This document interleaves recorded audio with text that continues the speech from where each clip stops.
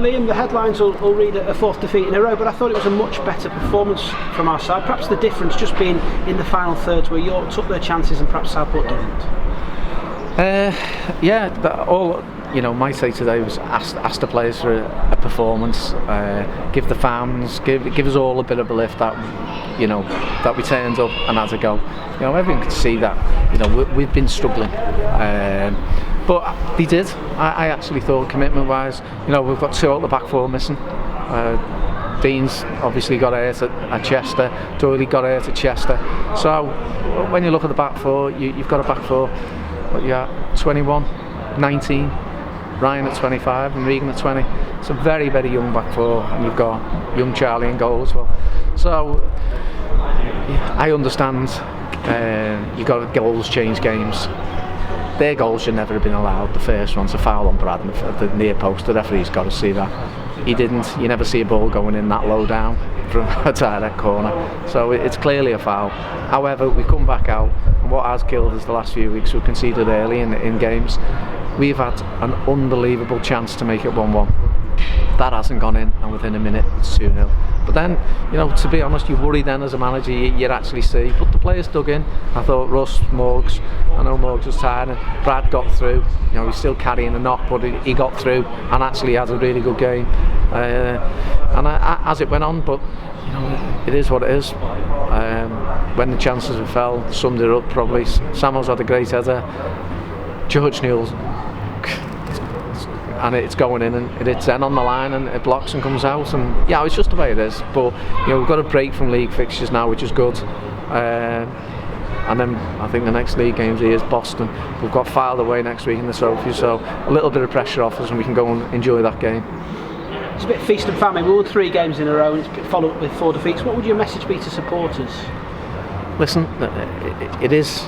I think everyone knows that in terms of the squad where we are. We haven't got strength in depth, and when we do lose a few, but that's part of the transition. We are transitioning from the full-time to the part-time, and decisions will be made with the club in mind going forward. There will be personnel that we can't afford to re-engage, and do we have sacrifice just letting the contracts run out, or do we actually try and move them on? There is 1 or 2 decisions already been made, which is right for the football club, and that's all it is, and that's what, above all else, every decision which is made, forget all personal issues and one thing and another. The decision is to actually help the football club and protect the football club, and hopefully bring in some investments in the future for the football club. You talked about a period of transition. Obviously at the start of the season the team was sort of full-time training in the day, if you like, now sort of moved to a slightly different schedule. Where is the club at in terms of budget and finance, and is the money available to strengthen the squad should you need to?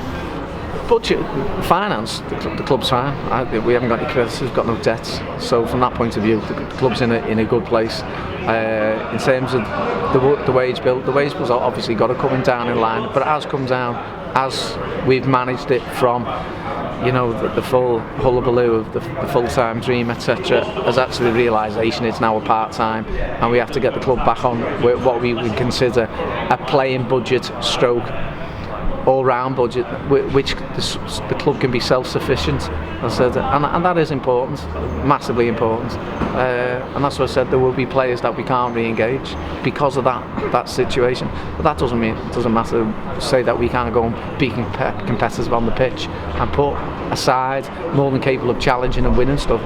We have done before, and we will do again, I said. So, but there is a little bit of cleaning up to be done, which is clear. There is people obviously not in the side. A couple of 1 or 2 are injured or not well, or people have been told that the future is away from the football club. But we've honoured all the contracts, which we will do until the end of the season. But as a manager, I've got to be fair and actually tell people they won't be getting re-engaged, and I've told them now. So it's up to them. They can actually go and find themselves a club, or as you said, or they can go and sit here, and if they get a game, they get a game. If they don't, they don't, and it is what it is. But as I said, we are in transition. In terms of current personnel, Kieran Glynn is somebody that people keep asking me to ask you about. Is Kieran still with the club? No, he's gone back to Southport. Okay. And Andy Parry obviously suffered an injury and has had a number of injury problems. Can you update supporters on where we are with Andy? Well, he had the operation to take the pin out. Andy's got to make a decision in consultation with the surgeon whether he could actually sort of like plod along to the end of the season. He might possibly do that. He could possibly say enough's enough, or he might actually want to drop down and play where he could probably play on a regular basis. But it's a case of us, we've got to build a side now, and we've got to look at it, what can we build going forward. And as I said, Andy's had an awful lot of injury problems, and Southport as a football club have been good to him. We've actually given good support and one thing and another, but that decision's got to be made by Andy. As the club looks forward to building a side, what do you see as the key principles behind building the side now, moving forward, talking about new year and a new start? What do you see as the real key assets that you need to build? People who want to wear this shirt and actually give us everything. People, when the chips are down a little bit, again, they give me everything. We do need more goals in the team, that's abundantly clear. We do need to play in a shape which actually suits the personnel we're looking to bring in. But, as I said, teams aren't just created. What I will say about a lot of the players we've got, when they've actually been sucker punched in the fact that, come here full time, this, that and the other, and then all of a sudden it's part time, we probably had that happened on the Tuesday, whatever it was, and we went to Boston and the performance was really flat. Then after that, they've been fabulous. They've been really, really good. They've just cracked on and got on with it, which, that's what I said to you. I made a point at the end of the game going on and shaking hands with every single player there coming off the pitch, because every single player's given me everything today. And as a manager, that's all you can ask for. So, there's good eggs in there, there's good lads, and it makes this conversation sound as like, we've written off this season. I haven't written off this season by any stretch of the imagination. Can we pull 9 wins out? I think we can. I think the players we've got, I think we can. I said there will be, 1 or 2 departures. I said, but that'll free up money to actually strengthen. We've got George back. I thought George was lively when he come on. I think he's more of a natural goal scorer than what we've got. So if he can stay fit, because that's probably been the problem with him, he hasn't stayed fit for a couple of years. So that's where he ends up here. And then. Again, Morgs was good, Russ was good, Brad was good, Zen was in the thingy, Regan's got through another 90 minutes, Ryan's Ryan, gives you everything. Charlie Oliver, we will develop. You can see he's got great quality on the ball. At times, he needs to use that in the right areas of the pitch, which is something we need to help him with. We need to get Marcus back to where he is. Because as much as you're saying, there's numerous players already committed for next year. So we're not in, listen, let's rip this all apart and start again, because that is certainly not the case. I said, I understand where I am and I know where we're going.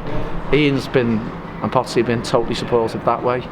And you'd like to see that the fans get behind us. And I understand they're going to be disappointed, but they understand where we need to go to, and we'll come out the other side as a football club, a proper part-time football club next year. No airs and graces. And as I said, the people forget, from part-time to full-time, there's an extra 14 weeks wages people have got to find, and that's a lot of money. And as I said, the one thing I will say with the club, they don't owe anyone a penny. Everyone who's been contracted have got everything they've asked for. So we can take great pride in where we've come in the last 18 months to actually get through this period where a lot of people could have been pointing fingers and blaming people and this, that and the other. It is what it is, but you just get back to what we are. You talked 18 months ago nearly, it seems such a long time ago. There was a game against Chorley, I think we lost 4-0. You did an interview after that one, and you talked about what Chorley had in terms of stability there and what they've built over a number of years. Do you think that that's a very important factor to building a football club? Well, I think if you look then, that was on the back of 4 defeats. Today I'm on the back of 4 defeats. Totally different scenario altogether. You've got it, in the basis of a good side here. We do need to add. We need to add. We just, prior to this Christmas, 2 weeks ago was a long time. I said, we just won 7 out of 9, so personnel hasn't changed. Obviously, every manager will use the fact that we've had a few knocks, we've had a bit of illness, etc. And don't get me wrong, I said we've had a bit of bad luck today as well. In fact, a lot of bad luck today. Were York miles ahead of us as a team? I don't think they were. People say, well, I think I was one who said at the start of the season, the players York have got, it was their league to lose.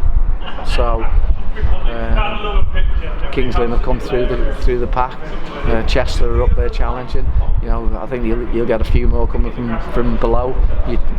Old Seas I still think will actually get up there. But as I said, we're not in a bad position. Got 37 points on the board. We're similar points to teams in the playoff areas.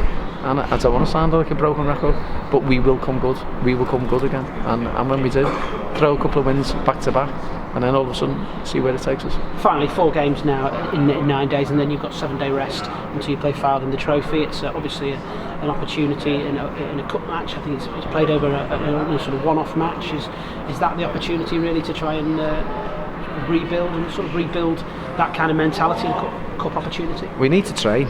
We need to get back, and we need to train on Tuesday, and then we need to train on Thursday, and then we go into the game with, they've got Sheffield United tomorrow, haven't they, in the FA Cup, so they've got a nice day out.